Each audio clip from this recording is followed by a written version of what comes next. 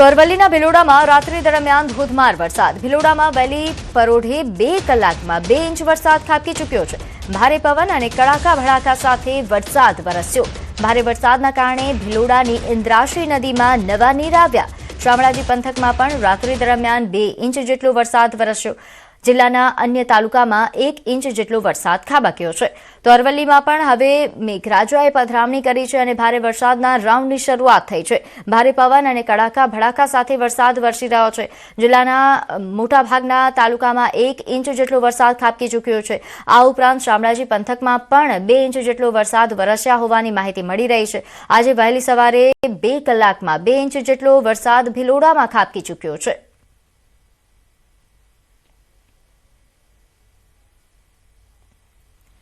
તો આ તરફ ખેડાના સપ્તનદી સંગમમાં પાણીની ભરપૂર આવક. ખેડાના પાલ્લા વૌઠા પાસે આવેલા નદીમાં પાણી ભરપૂર આવક જોવા મળી. નોંધનીય છે કે વાત્રક અને સાબરમતી નદીમાં પાણીની આવક પણ વધી રહી છે. નદી જાણે દરિયો બની હોય તેવા દ્રશ્યો સામે આવી રહ્યા છે. સાબરમતી, વાત્રક, શેઢી, માજમ, મેશ્વો, ખારી, હાથમતી નદીનું સંગમ અહીં થાય છે. તો ઉપરવાસમાં ભારે વરસાદના પગલે નદીમાં પાણીની આવક વધી રહી છે. નદી કિનારાના નીચાણવાળા વિસ્તારોને પણ હવે એલર્ટ કરી દેવામાં આવ્યા છે. તસવીરો સપ્તનદી સંગમની છે. અહીં નોંધનીય છે કે તમામ નદીઓનું સંગમ થાય છે, જ્યાં હવે આસપાસના ગામોને એલર્ટ કરી દેવામાં આવ્યા છે. વાત્રક અને સાબરમતી નદીમાં પણ પાણીની આવક વધી રહી છે અને અન્ય જે સ્થાનિક નદીઓ છે ત્યાં પણ આવક વધી છે.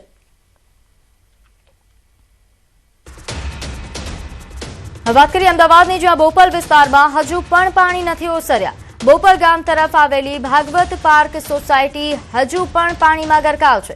પાણી વચ્ચે અમદાવાદ મ્યુનિસિપલ કોર્પોરેશનની હેલ્થ અને ફાયર વિભાગની સરાહનીય કામગીરી પણ સામે આવી.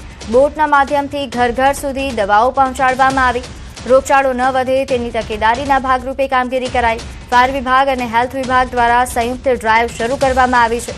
મેડિકલ ટીમને બોટમાં બેસાડીને દવાઓ પહોંચતી કરી છે ઘર ઘર સુધી. તો આ તસવીરો છે અમદાવાદના બોપલની, કે જ્યાં હવે આરોગ્ય વિભાગ એક્શનમાં આવ્યું છે અને સરાહનીય કામગીરી શરૂ કરવામાં આવી છે અહીં, કારણ કે આ વિસ્તાર હજુ પણ પાણીમાં ગરકાવ છે.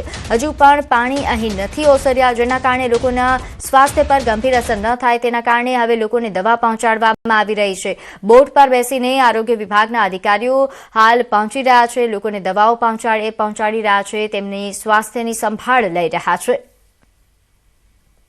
તો આ તસવીરો આપ જોઈ રહ્યા છો અમદાવાદના બોપલ વિસ્તારના ભાગવત પાર્ક સોસાયટી, જે હજુ પણ પાણીમાં ગરકાવ છે. 60 કલાક જેટલો સમય વીતી ગયો છે પરંતુ પાણી ઓસર્યા નથી. વધુ વિગત સાથે મારી સાથે સંવાદદાતા વિભુ લાઈવ જોડાયા છે. વિભુ, એક તરફ હજુ પાણી ઓસર્યા નથી, લોકો હાલાકી ભોગવી રહ્યા છે, બીજી તરફ જે તંત્રની સરાહનીય કામગીરી સામે આવી છે, વિગતે જણાવશો.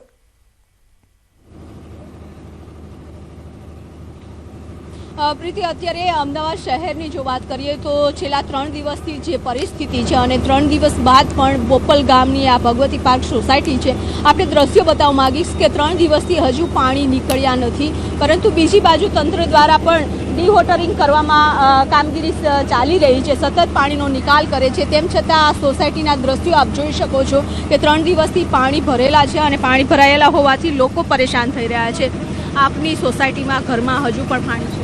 જી હા, ગુરુવાર સવારથી તે અમારા ઘરમાં લગભગ ઘરની અંદર 3 ફૂટ પાણી હતું. ઘરની તમામ સામગ્રી ઘર વખત ડૂબી ગયું છે. ઘણું બધું નુકસાન છે. તંત્ર દ્વારા ઘણા પ્રયત્ન પછી ગઈકાલ રાત્રે સહાય મળવાની ચાલુ થઈ છે. તો પણ તમે જોઈ શકો છો હજુ પણ સોસાયટીની અંદર અમારે લગભગ 1.5 ફૂટ પાણી છે અને ઘરમાં લગભગ 3 થી 4 ઇંચ પાણી હજુ પણ છે, જે અમે આશા કરી રહ્યા છીએ કે જલ્દીથી એનો નિકાલ થાય અને તંત્ર દ્વારા દવા કે એવું કંઈ છાંટકામ કરે જેથી રોગચાળો વધે નહીં. તો આ પાણીની સમસ્યા સાથે સાથે પાણી નીકળ્યા બાદ પણ એક સમસ્યા એ છે કે જ્યારે પાણી ભરાતું હોય છે ત્યારે મચ્છરજન્ય પાણીજન્ય છે રોગચાળો વધી જતો હોય છે, કારણ કે પાણી પીવાના પાણી છે તે મિક્સ થઈ ગયા છે. ત્યારે હવે કોર્પોરેશનની ટીમ પણ અભિયાન શરૂ કરી દીધું છે, સફાઈ અભિયાન સાથે સાથે લોકોને દવા પહોંચાડવાનું અને જે પણ જગ્યા ઉપર પાણી નીકળી ગયું છે ત્યાં પણ દવાનો છંટકાવ કરવાનું શરૂ કરી દીધું છે, કે જેના કારણે પાણી બાદની જે પરિસ્થિતિ થવી જોઈએ કે પાણી નિકાલ થઈ ગયા બાદ રોગચાળો ન ફાટી નીકળે તેનું પણ અત્યારે ધ્યાન રાખી રહી છે. પરંતુ જે રહેવાસીઓ છે તે પરેશાન છે કે હવે જલ્દી પાણી નીકળવું જોઈએ, કારણ કે આ 3 દિવસથી પાણી સતત ભરેલું છે. બિલકુલ વિભુ, એક તરફ આરોગ્ય વિભાગની સરાહનીય કામગીરી છે કે લોકોના સ્વાસ્થ્યની સંભાળ લેવામાં આવી રહી છે, પરંતુ હજુ પણ ચિંતા એ છે કે પાણી કેમ નથી ઓસરી રહ્યા, પાણીનો નિકાલ કેમ નથી થઈ રહ્યો જલ્દીથી?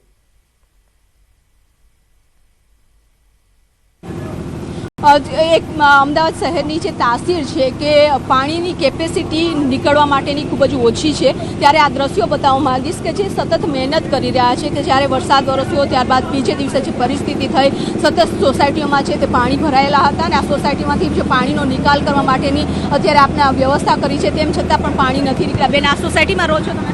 હા. તમારા ઘરમાં અત્યારે પણ પાણી છે?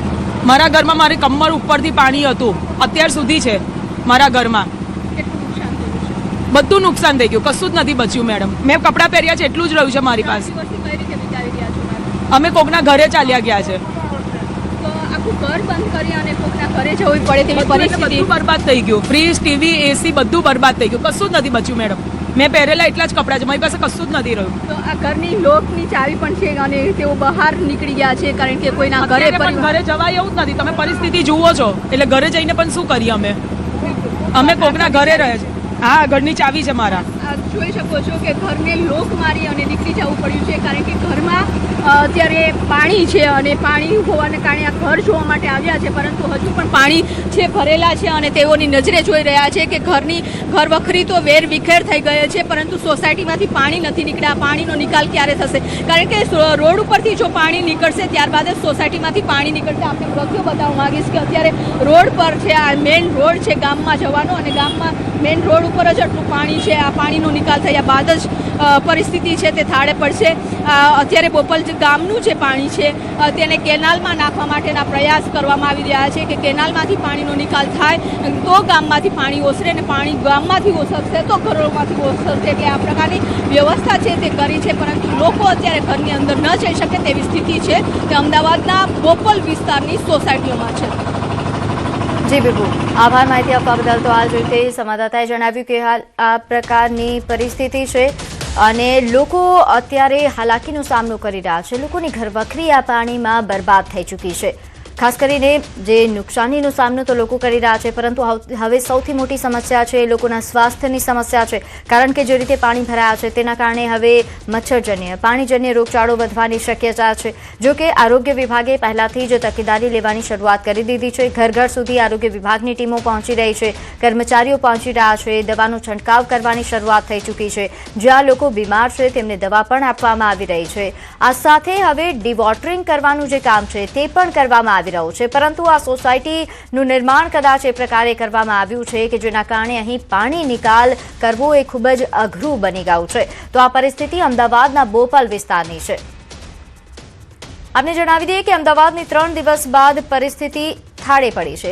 બોપલની હરિઓમ વિલા સોસાયટી કે જ્યાં પાણીનો નિકાલ થઈ ચૂક્યો છે. મેયર અને અમદાવાદ મ્યુનિસિપલ કોર્પોરેશનના અધિકારીઓએ કામગીરી કરી, સરાહનીય